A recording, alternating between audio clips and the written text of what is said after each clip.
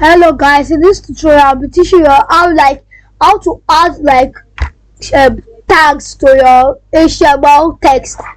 Which is, if I add the tags to this subscribe to my YouTube channel, the browser will be confused. I just want to add like two angle brackets to just identify this. If I just add this tag, the browser will be confused. That's why we added something like GT, which is greater than, and less, which is lesser than. I will save this, go to my web page, open with Google Chrome.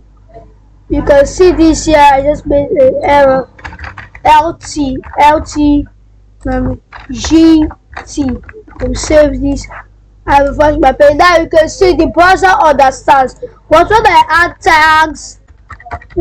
tags, I'll save. I'll go to my. You can see nothing is there. That's what you need to know. Thank you.